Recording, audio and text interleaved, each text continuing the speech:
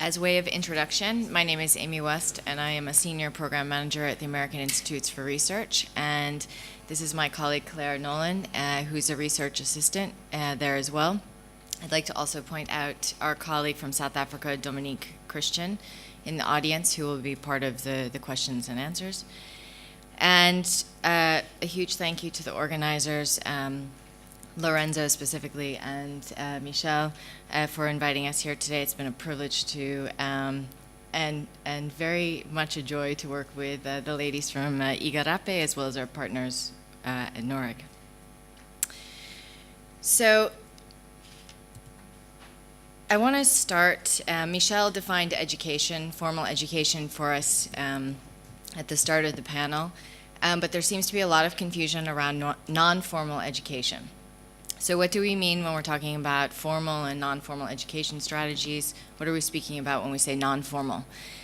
The UN defines non-formal education as something that's very organized, has identifiable learning objectives, and can be delivered by anyone. It can be delivered by the government, it can be delivered by UN agencies, it can be delivered by youth organizations, sports clubs, and its role is to really reach the at-risk and marginalized children and youth who don't necessarily have access or have been denied access to a formal learning structure. I also want to mention that, and this is my human rights background coming in, but education is a human right. It is not just a public service being delivered. When we conducted this, inventory list or systematic review of the non-formal and formal education projects operating in South Africa, we were looking at violence more broadly. It's more than just armed violence, it's contact crimes. And we did not judge the programs which were working or those which were not. We just created this list looking at the formal and non-formal education activities that were taking place in Johannesburg, Port Elizabeth, and Cape Town. I myself am visual, so I have a few pretty pictures, or not so pretty pictures for us. They both are from the Institute for Security Studies, and they're the last data that we have. The picture you see there is total contact crimes, incidences per precinct, and you really want to focus on the orange to red areas. But the next graphic I want to point out, this is total sexual offenses, rapes and sexual assaults, which you see is more or less a flat line. And these are over the last 6 years. And I want to point this slide out because we talk about homicides, but I think it's important to also look at brutal crimes that are perpetrated against people who have to then live with those crimes. And these are often children and women that we're looking at here. So the context for urban violence in South Africa, we identified in speaking to many different individuals working in different sectors across South Africa and through this inventory list, risk factors that were attributed to the denial of access, equity, and opportunities. So we're talking about education, skills training, and employment, as well as the absence of a caretaker or a positive authority figure, so lack of a parent in the home, dysfunctional families and communities, as well as substance abuse, gangs, corruption, and social marginalization. South Africa has, some of the best legislation and policies in the world. However, there seems to be a disconnect between the policy and actual implementation that would reinforce those policies. Public service delivery in South Africa is often siloed, and sectors are not interconnected. And one example of this is, the police are the management, the operations, the decision-making, the financing, that's all at the national level. But you have education and social development, decision-making and budgeting, and kind of that trickle-down is happening at the provincial level. Nonprofit organizations are playing the role of public service delivery, a responsibility that's oftentimes supposed to be the role of the state. but the nonprofits are providing these services. And the two statistics that I want us to think about are the following. 65% of violent crimes in South Africa are interpersonal.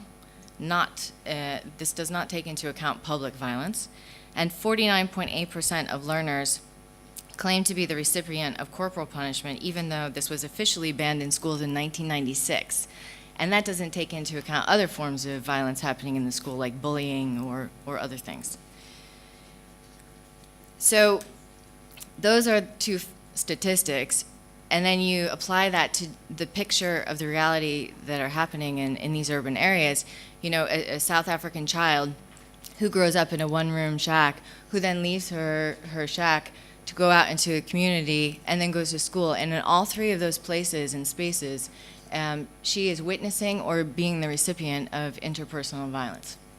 So how does a pattern, how can you break that pattern, and how can she escape that cycle of violence? And Michelle mentioned that education actors in Brazil are not necessarily clear on how they can play a role in mitigating violence. I would say in South Africa that may be the same, but non-formal actors do seem to understand the connection between the two, but they need certain things, which my colleague is going to get into, to maybe start addressing that in more effective ways. Okay, so I'm going to discuss the findings from our mapping exercise. So one of our key findings was that the link between formal education and the reduction of violence is not very apparent in South Africa. If you note the right part of the slide, it shows that most projects that we mapped are not even working in the formal education space. Of the 92 projects working in the non-formal space, 32 loosely defined their objectives as increased literacy, numeracy, or remedial subject assistance. 26 were addressing life skills, and 23 organizations were providing counseling services, practical or technical skills development, and community building activities.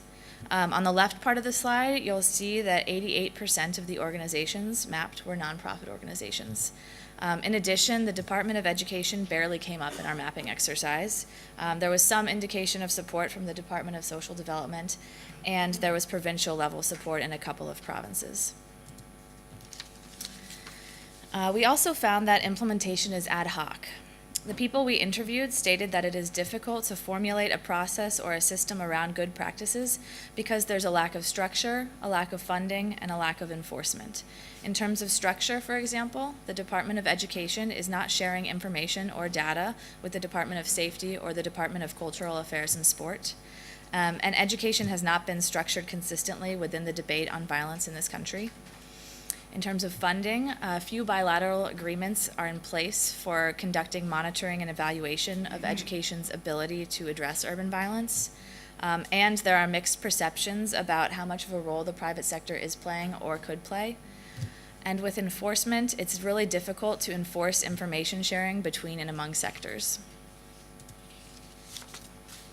Our findings also show that data is extremely limited, often unreliable, and dated. Data on violent crimes is often inaccurate and lacks detail. Data on violence inside the schools is often not collected or widely shared. And tracking of individual students over time who participate in education-based behavior change activities are not part of routine monitoring and evaluation. Our mapping also showed that monitoring and evaluation is not being done by organizations beyond the basic activity level reporting, which ultimately means that no systematic qualitative or quantitative documentation is going on to show what's working, what's not working, and if behavior is changing. The nonprofits that we interviewed said that the private sector and the government were not involved in assisting education projects addressing urban violence. But our mapping showed that the private sector is 21% of the total donors working on violence reduction programming. And the South African government is the third most referenced funder, coming in at 18% of the total donor pool. So why are the two most significant donors in the mapping not seen as part of the solution? In addition, this slide points to the fact that minimal assistance cannot really deliver sustainability or impact. You'll see this graph shows that 65% of reporting organizations were operating activities on $100,000 or less, with 43% operating on less than $50,000 in assistance. We also found that projects are working with small numbers of beneficiaries. 47 of 65 organizations are working with fewer than 500 people, and 24 of them are working with fewer than 100 people. So we'd suggest that small ad hoc projects do not necessarily have to be projects without impact, because we all understand that you can do a lot with a little. But with small amounts of assistance, projects are less likely to be scalable or to connect into a process or a system or to have sustainability in the long term. Finally, we would suggest the following for further reflection and discussion. First, education can address behavior change in spaces where law enforcement really cannot. With the education sector involved, there's a need to develop indicators at the national and provincial level that address behavior change, and context is key to this. We need cross-sector dialogue and action, which needs to include the education sector. This is critical at various government levels to create shared and interdependent roles and responsibilities, as well as set timelines and objectives. This needs to be both actionable and enforceable. As I mentioned earlier, we really need to prioritize data. Data sharing, access, and transparency is essential to any discussion about context or achievements. Documenting good practices and lessons learned in a consistent way helps to show progress, show failures, learn, and improve. And finally, public-private partnerships need to be applied to a greater extent in South Africa, as there is a strong commercial private sector here that needs to feel themselves a part of the solution. And framing the discussion in terms of education and skills training is something that may speak to the private sector's core business interests. Thank you.